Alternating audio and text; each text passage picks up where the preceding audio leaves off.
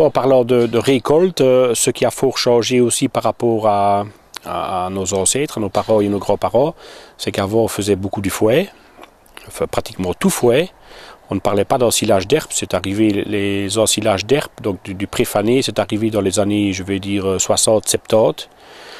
Et la grande différence par rapport à du fouet, c'est que le fouet était séché à plus ou moins 80-90% de matière sèche, donc il y avait encore 15-20% d'humidité dans le fouet.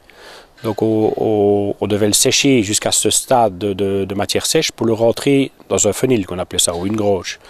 Tandis que maintenant, vu la quantité de fourrage qu'il faudrait en fouet, vu que les troupeaux sont devenus toujours plus grands et que le temps, les saisons sont de moins en moins bien marquées, je suppose que vous l'avez remarqué ici au mois de juillet-août, c'est au moment où les moissons se font, les fermiers qui ont des cultures, qui ont la paille, entre autres, ont souffert pour rentrer leur paille. Avant, on avait moins ce phénomène-là. Les saisons étaient plus marquées que le jour d'aujourd'hui.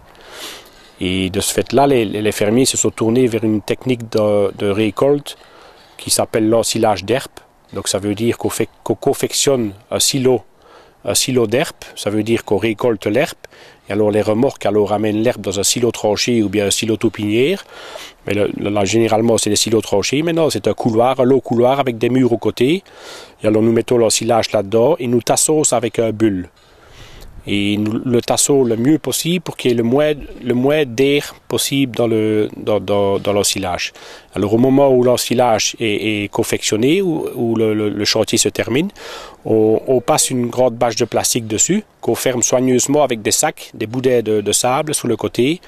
Et nous remettons encore une bâche de protection sur le plastique pour protéger celle-ci des oiseaux et des rongeurs aussi, parce que nous avons des petites souris ou des mulots, que sais-je, qui se promènent des fois sur le silo.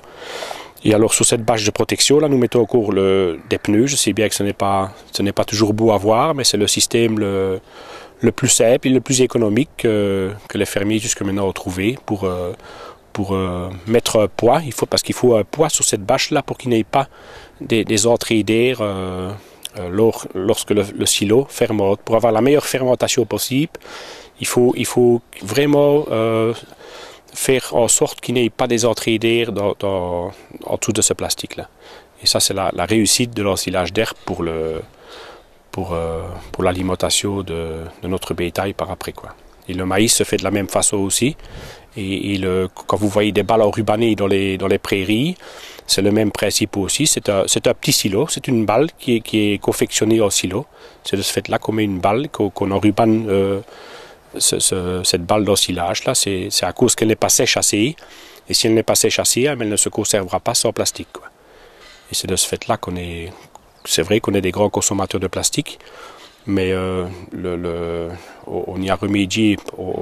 Avant, on avait encore tendance à brûler les plastiques ou bien à les enterrer. Mais maintenant, il y a une récolte de plastique qui se fait, je pense que c'est 1 ou 2 fois l'année. Et alors, ces plastiques sont recyclés. C'est une très bonne chose. Mais sans plastique, on ne saurait pas faire de l'ensilage. Ce n'est pas possible.